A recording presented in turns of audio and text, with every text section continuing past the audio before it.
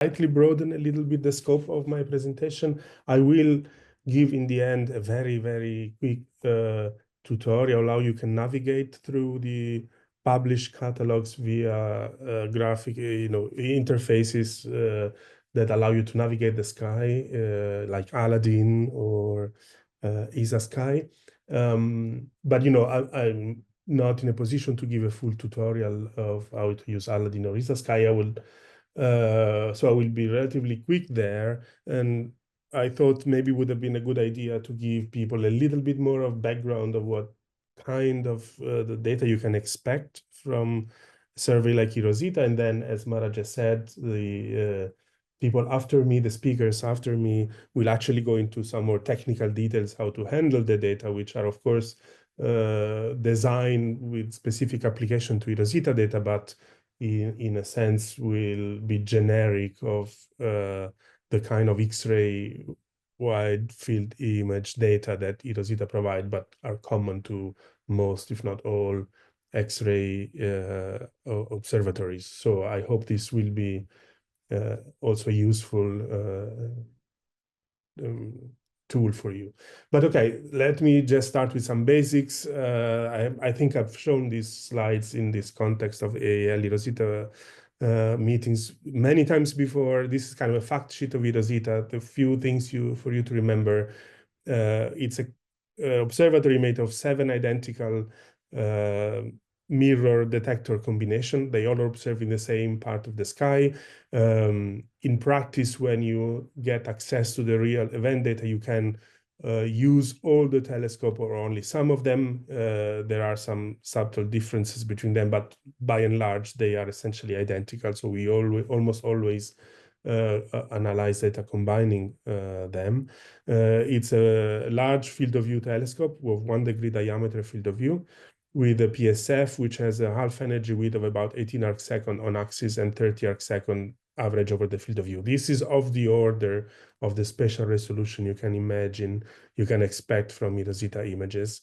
Please don't forget that X-ray detectors, CCD detectors like the one eROSITA has, are effectively integral field unit because we measure the energy of each photon we detect. So provided we have enough photons, we can at the same time generate images and spectra. So in fact, we can generate cubes, very sparsely populated with photons, but in fact, every of our image is a cube that has also an energy space. And here at the end, the last line tells you the energy resolution, which is roughly speaking, of the resolution 20, so like a Grism spectrograph, if you want, in optical. So at 1.5 kiloelectron volt, which is the energy range where we are most sensitive, we have a line spread function of 80 electron volt. The central panel here is the field of view average effective area as a function of energy. This is important and shows the comparison of eROSITA with other X-ray telescopes. Effectively, this tells you in which energy range we are more sensitive. So here, larger numbers mean more sensitivity. The red line is the eROSITA sensitivity. The blue dashed is XMM Newton. The brown is ROSAT, and then you have Chandra in green, and so on. So here you see that at around 1 kiloelectron volt, eROSITA, the combination of the 7 eROSITA telescope, is as effective photon collecting machine as XMM Newton is, which is the largest currently operating X-ray telescope. Another feature that you should notice is, due to the short focal length as a compromise, between large field of view and sensitivity, we have a sharp drop in our sensitivity above 2.3 keV, right? It is the gold edge. The point is that we are not able to really focus very high energy photons with our short focal length, and so you see that as you go to higher and higher energy, eROSITA become less and less efficient compared to Chandra or XMM Newton. So typically, that's why we often, and even in practice, we focus our attention on the energy range between 0.3 kiloelectron volt and 2.3 kiloelectron volt. This is where the signal to noise is highest, where we have much larger number of sources detected. And so in our public release, but also in our internal release, we focus on catalogs of sources detected in this energy range. But we do still have some sensitivity above 2.3 kV. And so we also generate catalogs specifically of sources detected in this hard energy range, of course, with lower sensitivity. But this is something important for you to keep in mind. So where do we stand with our data collecting? As you know, we have been operating in survey mode for about 2.5 years between December 2019 and February 2022. And then we have stopped taking data and we have not resumed yet.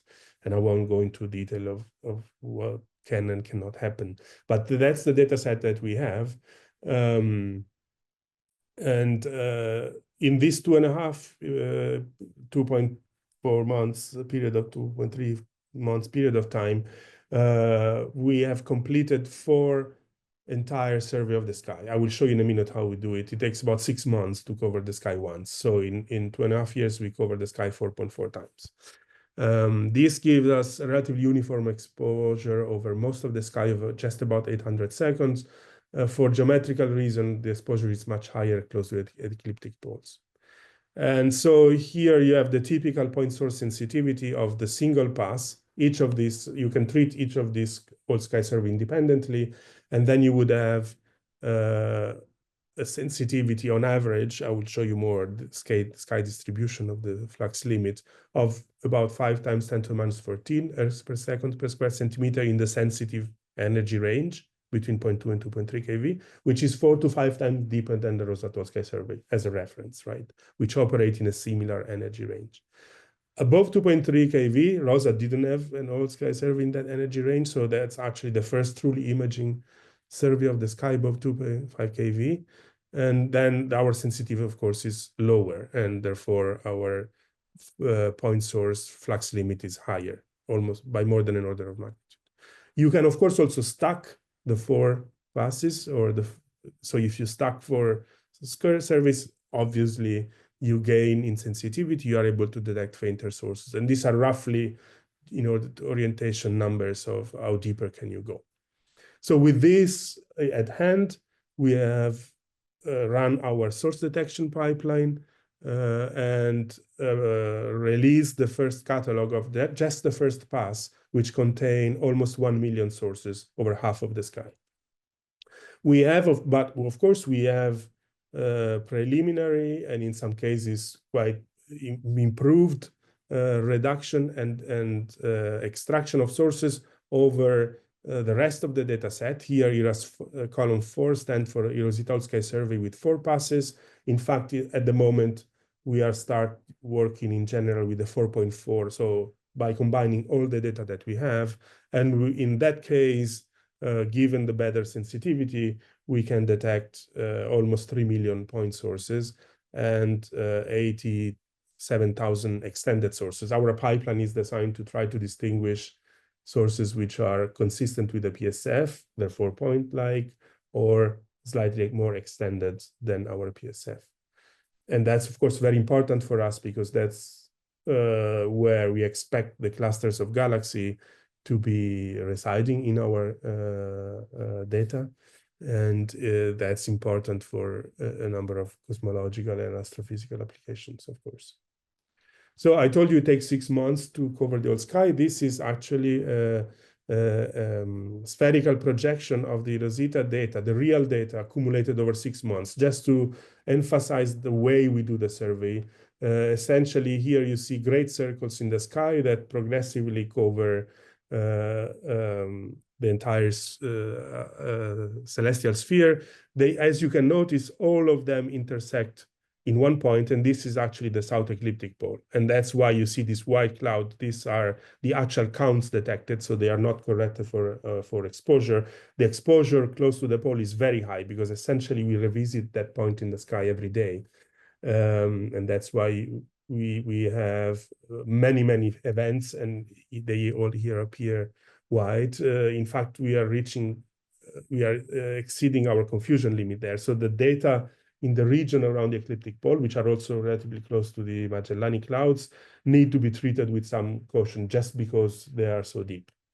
But that's also important to notice, because of course each source in the sky is visited for about 24 hours every 6 months. So if you're interested in variability phenomenon, it's important to know exactly when in time that part of the sky was observed. And of course, we have this information for you. This is a plot from the catalog paper, Merloni et al. 2024, of the eRASS1. Forget about the detail. This shows the profile of the PSF in different energy range, empirically determined by combining stacking stars and quasar observed during the survey, that allow us to model the PSF wing very accurately. The bottom plot here represents a cumulative fraction of the energy, photon energy enclosed within a given aperture. And that's the metric we use to see.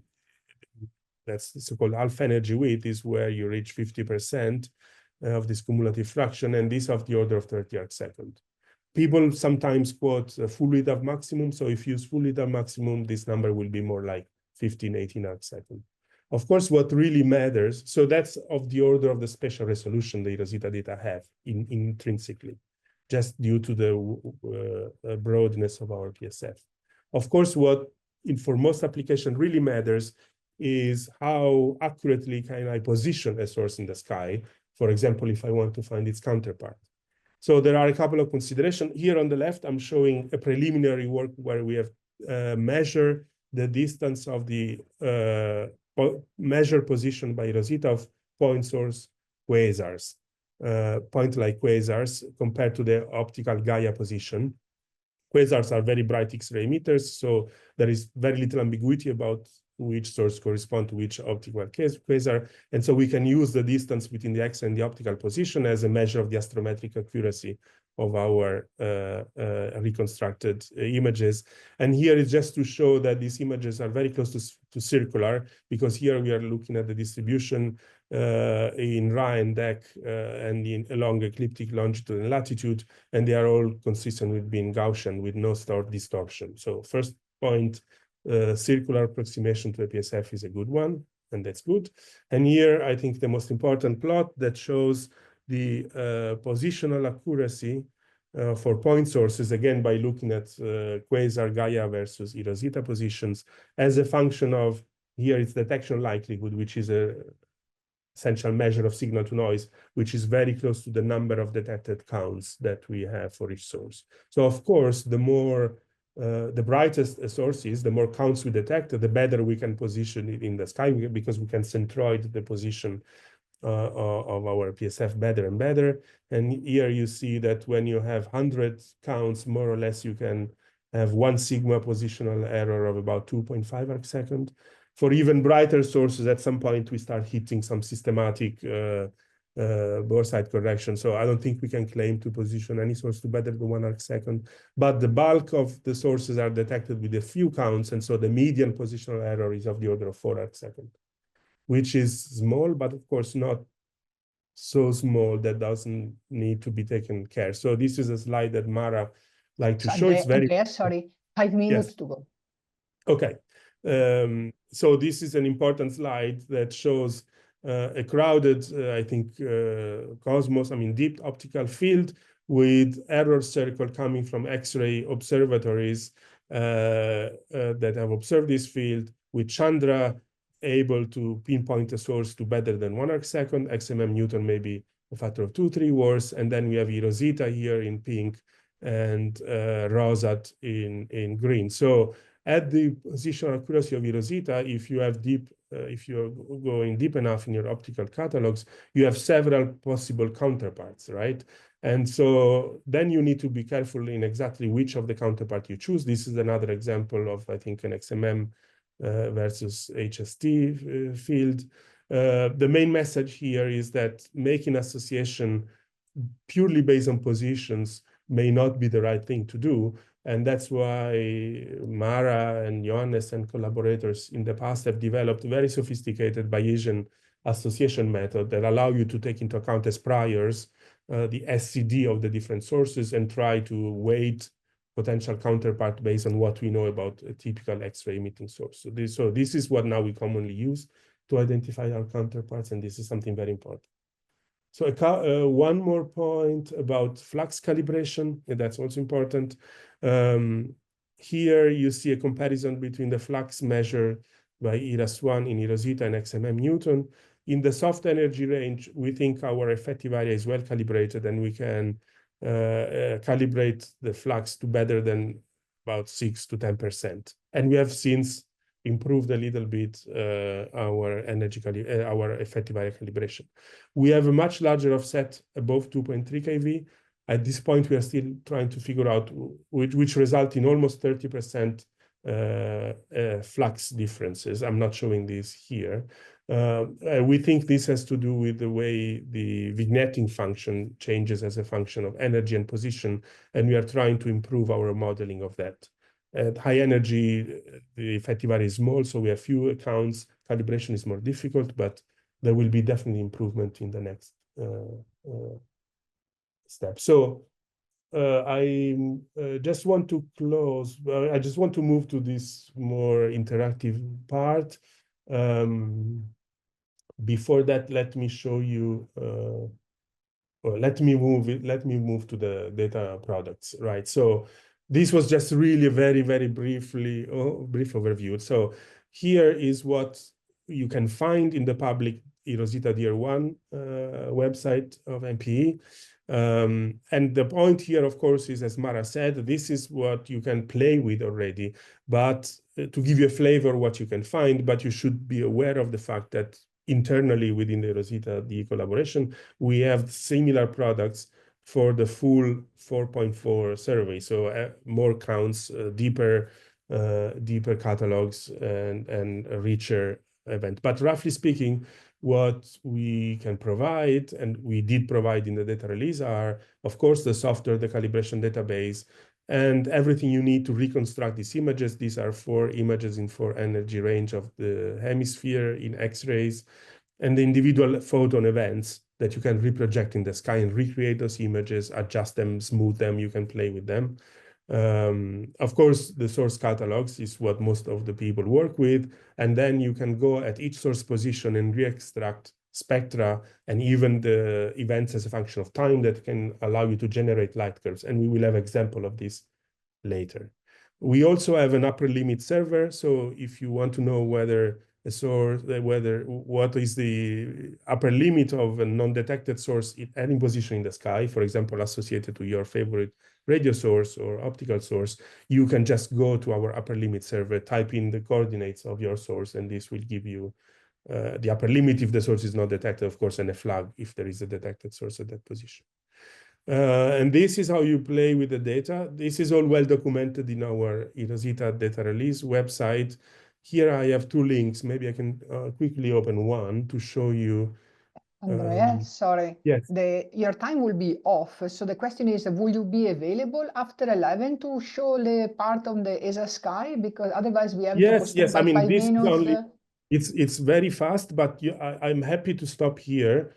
If you say that you can do it in 5 minutes, then we can continue, but otherwise we have to. Maybe it's better. I think, Mara, if you have the allocated time for interactive discussion later, maybe that's the right way of doing it. I would stop here in case people maybe have we some can do it. We can do it at the end of the program, so you No have problem. about half an hour. But we finish what you are saying here. Sorry. I mean, okay. This, in fact, was my last slide. Are you seeing my slide still? My last slide was just a link to a couple of interactive navigation through the data set that I encourage you to do anyway, are very easy to reach, but I'm happy to guide you through later at 11. And with this, in fact, I was ready to close and take any question if you have.